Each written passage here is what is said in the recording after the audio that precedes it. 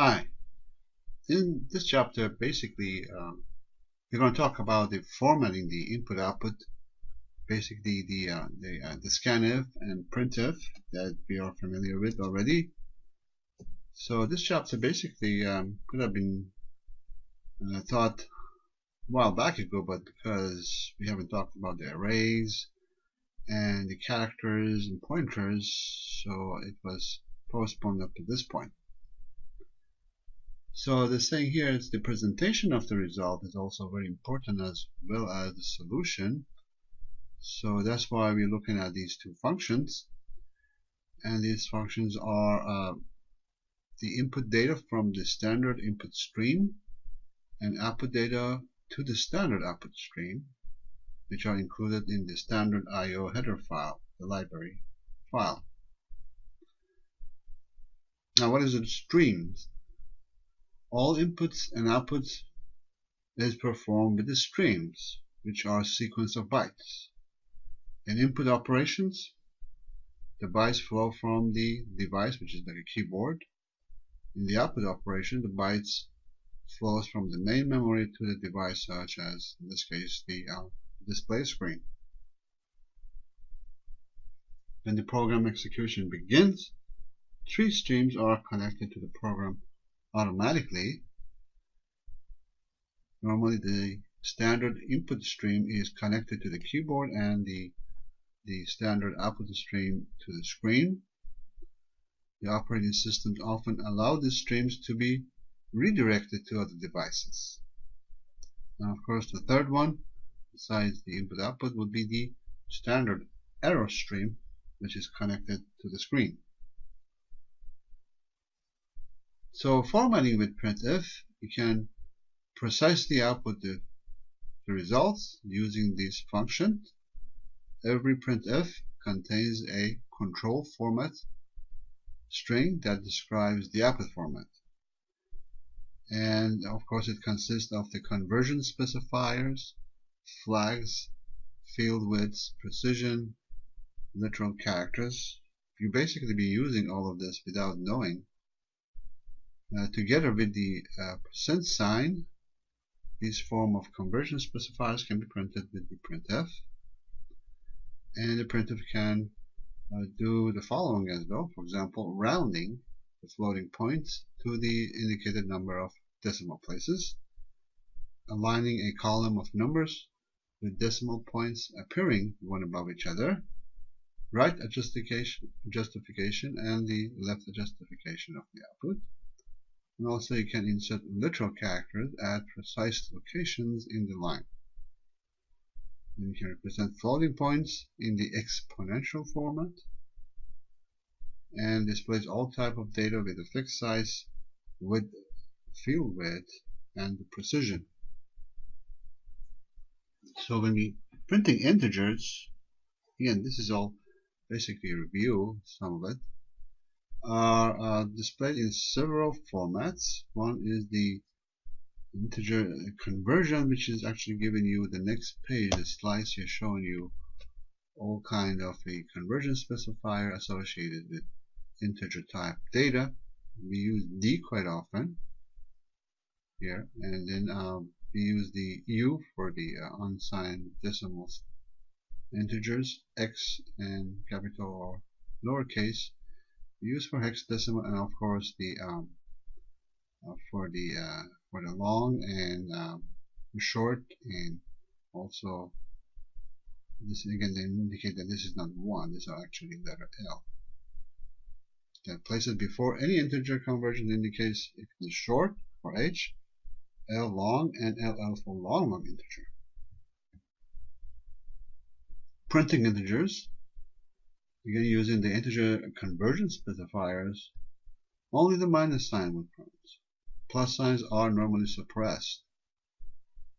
So also the value like minus 455 when it is read by the unsigned integer will be represented with the unsigned value, such as the number that is shown here. So here is a slide of printing all the integer number with different format. Okay, So as you can see, the positive number is not printed. The negative number, however, is printed. And here is for the this for the short integer, and this is for a long integer. Okay, and this is the conversion to the octal, that number, and of course this is the unsigned number, which is printed itself, and this is the unsigned number for a negative number, the large number. And this is x and x, indicating that these numbers are converted into hexadecimal, which becomes 1C7 for lowercase and uppercase x. Floating points, actually we know floating points consist of an integer and a decimal points. The floating points are displayed in one of the several formats.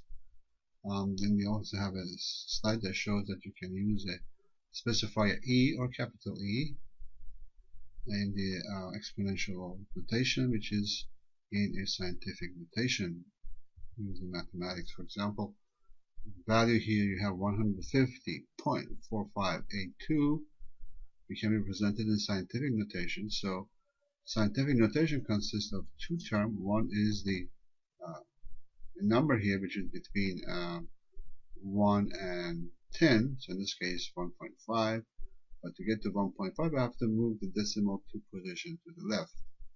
So the second part of the scientific notation is how much am I moving decimal to the left or to the right. So if I'm moving a decimal to the left, the amount of time I'm moving it to the left would be the number of exponential for 10. So in exponential form, this is shown as 1.5044582e plus 0.2. That means that 1.5044582 is multiplied by 10 raised to the second power.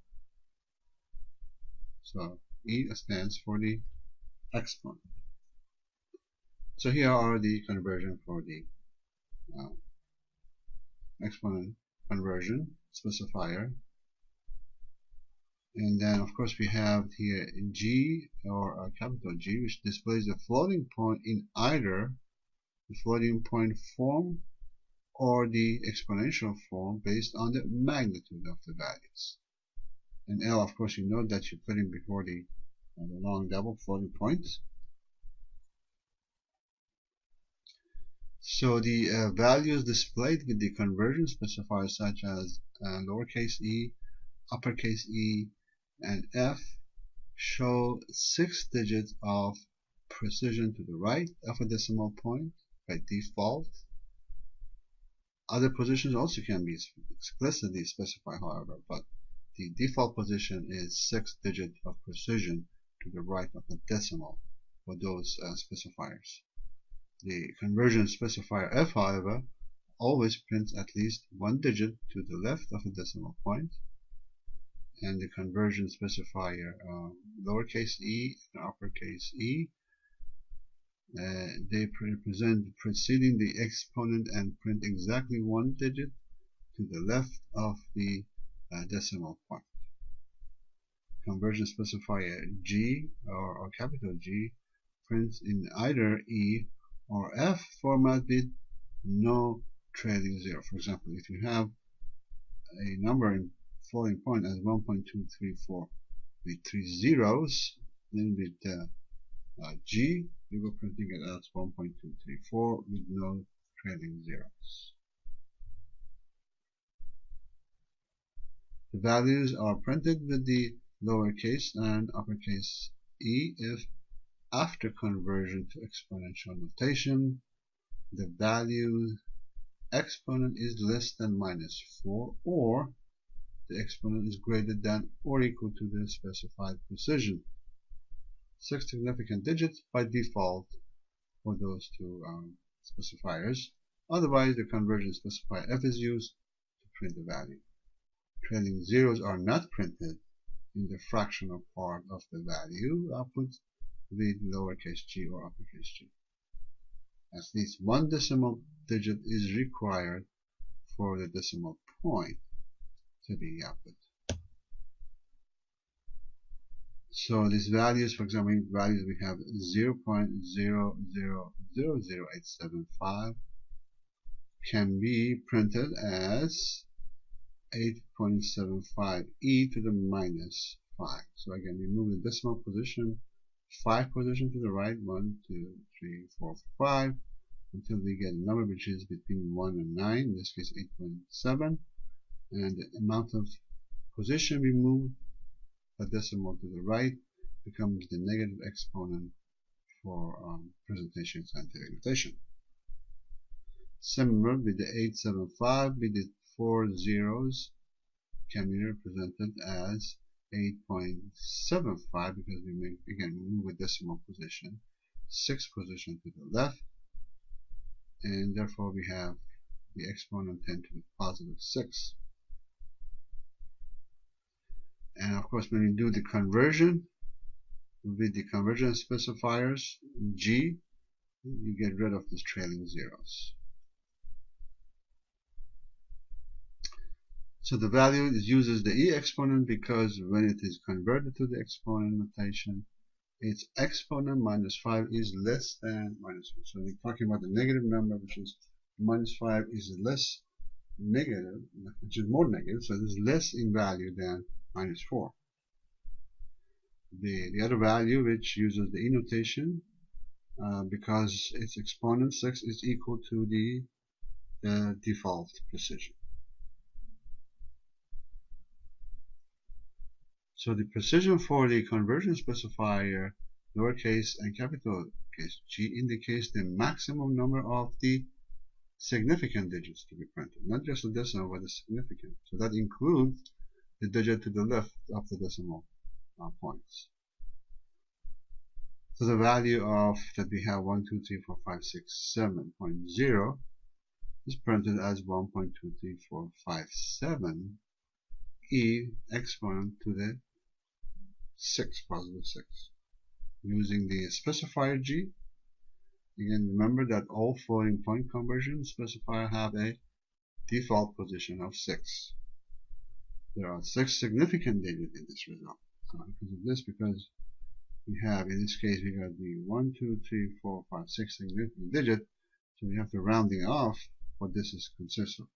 The difference between the lowercase and the capital case G is identical with the lowercase e and capital E.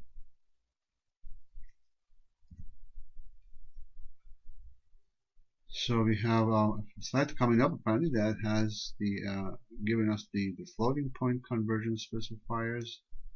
The specifiers were capital E, lowercase e, and G specifiers cause the output to be rounded in the output conversion specifier, whereas the floating point specifier does not. So let's take a look at the example here we have for the floating point presentation here, printf. So let's see, we are using the exponent part here to represent the value. So we are trimming it basically. And of course the plus sign is not printed, the minus sign will get printed. And here is the e exponential form, and the f, which is the floating points, with the default is 6th position of the decimal point showing. And of course the G and the capital G here, as you can see, it would limit this to 6 significant digits, 1, 2, 3, 4, 5, 6 significant digits. So the rest of it is basically rounded off. Printing strings and characters, CNS conversion specifiers are used to print the individual characters or the strings. So we have a conversion specifier for a character and the conversion specifier for the string or a pointer to the character.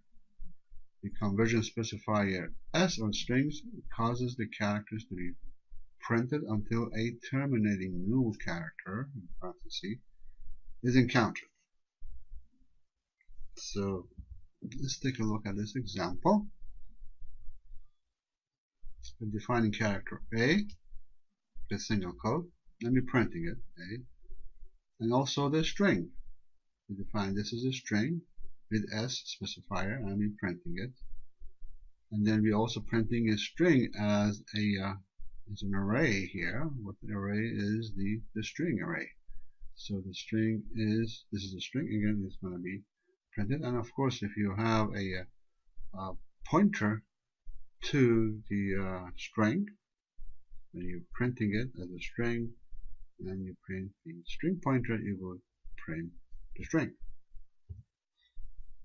So here are some common programming errors concerning the character and strings. To use the specifier C to print a string is an error. The conversion specifier C expects a character argument. A string is a pointer.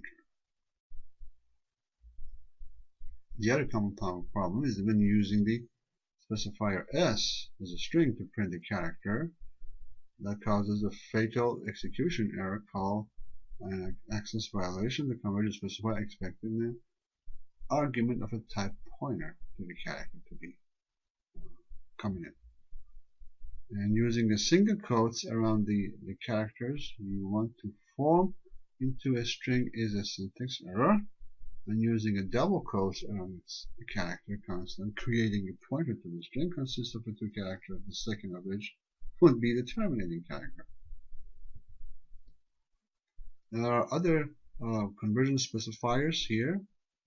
For example, P shows the P with a percentage conversion specifier for pointer. Okay, and we have another slide that shows you the pointer and the pointer itself, which has the address of X to be printed. And you also want to print the percentage side. You have to use 2% to print the percentage character in the character strings. So let's take a look at that example. Here we have an X which is equal to a integer number, and we are a pointer to the integer which is equal to the address of the X. So here we're going to print the pointer, as you can see, specify a P for the pointer, which gives you the content of pointer, which is the address of X. And also in the next line, we are asking to print the address of X using the address specifier for the holder, and that gives you the address. And in this case, we are going to print the actual percentage, so we're printing a percentage in the form of control string. So you have to use 2% in order to print that. Of course, we come to the printing with the field width and also the precision. The exact size of a field in which the data is printed is also be called with a field width. Comes to the printing. If the field width is larger than the data is being printed, the data will normally be right justified within that field. An integer representing the field width is inserted between the percentage sign and the conversion specifier, for example, percentage 4D. We have an example coming here, which we print in two groups of 5 numbers each, right justified, those containing fewer digits than the field width. The field width is increased to print the values wider than the field. And of course, the minus sign for a negative field also uses a one character position in the field. So if you're presenting a negative number, you have to take into account to reserve a position for that negative sign. Of course, the field width can be used with all conversion specifiers here. In this case, we're mostly using the integers kind of type data. So if we have this to print out, so you can see it is right adjusted for position from the right adjusted 1, 2, 3 also. And this one, because 1, 2, 3, 4, so you can see it is also adjusted. But this one, because it has more than 4 characters, this number 5 is coming out outside of this column here, lining up. Same thing here with the negative numbers. You are printing, and of course, if the number here negative, it actually takes a position on the printing.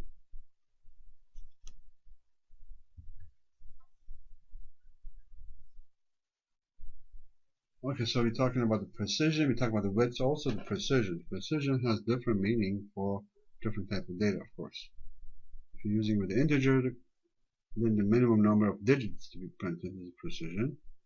If printed values contains fewer digits, again, then they specify precision. Precision value has a leading zero or decimal point. Zeros are prefixed to the printed value until the total number of digits is equivalent to the precision. If neither a zero nor a decimal point is present in the precision value, spaces are inserted instead. Always the default precision for integer is 1.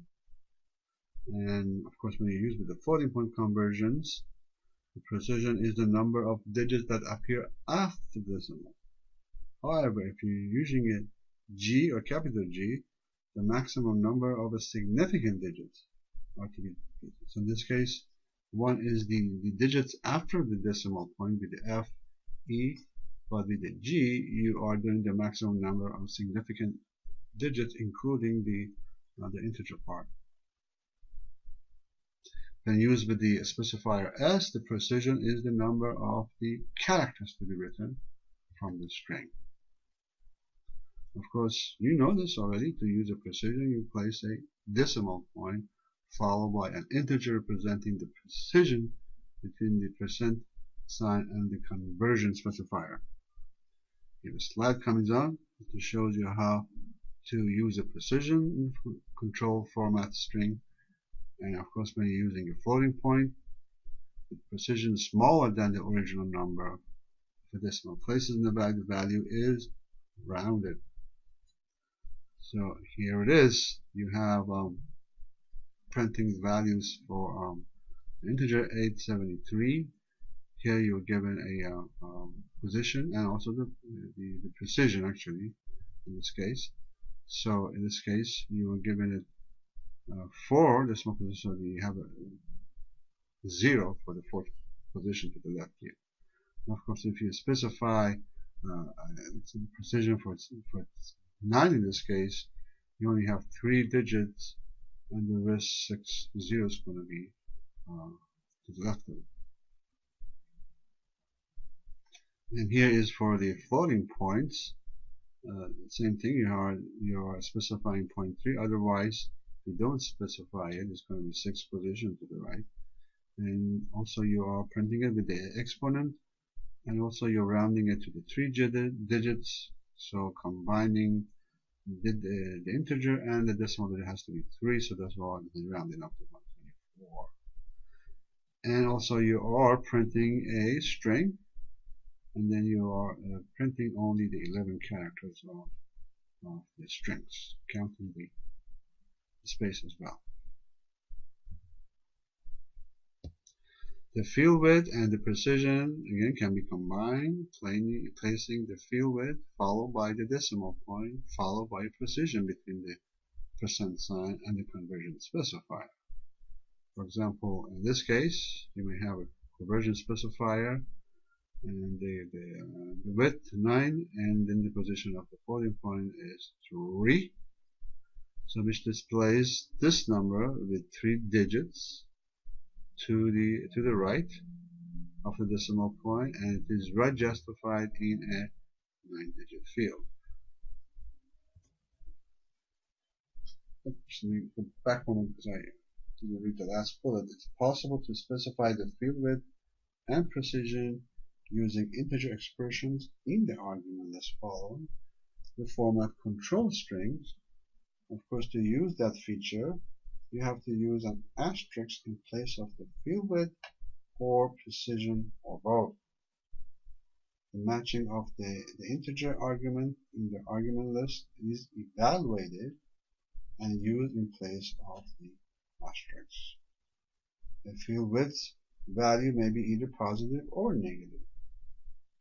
For example, you have a statement like this: printf, specify, and now you put the asterisk and then a period, and then asterisk, and of course F. And so you're saying here that this is a floating point with a 7 width, the width of 7 altogether, and the decimal position on 2. So it's going to print out 98.74, which is right adjusted 7 position field. We also have the flags that we can print with the printf. The 5 flags that are available for use in the format. And to use a flag, a format control string, place a flag immediately to the right of the %sign. So you can have several actually flags combined here. So we talked about the left justified and with the minus. In this case, you can left justify rather than right justify, and then you have a plus actually displays a plus sign preceding the positive value and a minus sign preceding the negative value. You can have a space printed space before a positive value, not printed with the positive flag. You can have the pound sign which prefixes 0 to the output values, then used with the octal conversion specifier O, or you can pad the field with all leading zeros. So you have all these options here. So let's take a look at an example in which they are printing this number the way it is first of all, and then this number down here we're printing what we're printing actually as is a character here or strings, but it is as you can see it is right adjusted position 10, and then it is whatever its value is red, and the second one also at the position 10 it is right adjusted. So actually this one is this one here, and then the next one which is 1, and then the next one 1.2, which is using the floating point in this case. So there's the default value of the 6th position decimal. The next line, however, you are doing the left justify. As you can see, the hello starts at, instead of position 10, start at position 1. And right after that, 7 also is left justify right after that, rather than to be in the position 10 right after that. So the second line basically gives you a left justification, the top line gives you the right justification. So here are these flags that we just talked about. Okay, here we have the plus sign here that you're indicating the negative numbers with and without the plus sign flag. So you can have 786, and the second one 786, however, is printed with the positive flag. Fine. Then we have another slice that prefixes the space to the positive number with the space flag. They're saying this is useful for aligning positive and negative number with the same number of digits. The value of minus 547 is not preceded by a space in the output because of its minus sign. So as you can see here, you have the value 547 printed, and then the next value with the negative value minus 547 in this case, using the space flag. So giving space here to give yourself a printing in line with each other.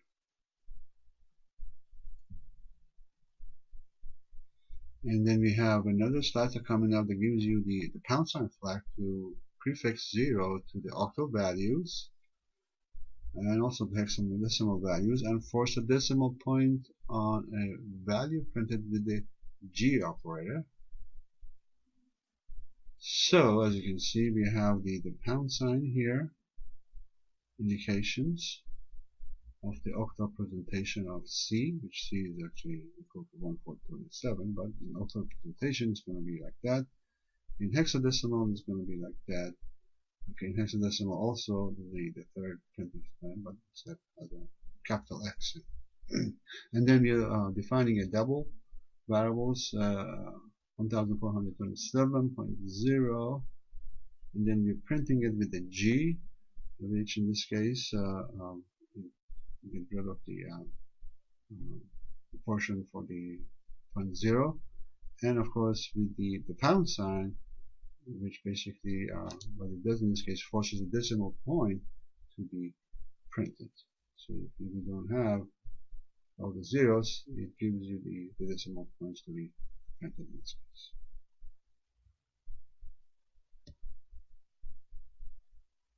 And we have another slice apparently that combines the plus flags and the 0 flag, print the 452 in a 9 space field, and a plus sign and the leading zeros, and then print the 452 without the plus sign again, using only the zeros and a 9 space field. So here you will see the difference. You have a plus sign for the first print that actually print the plus sign, and the other one doesn't. So instead, it was going to fill it out with 0.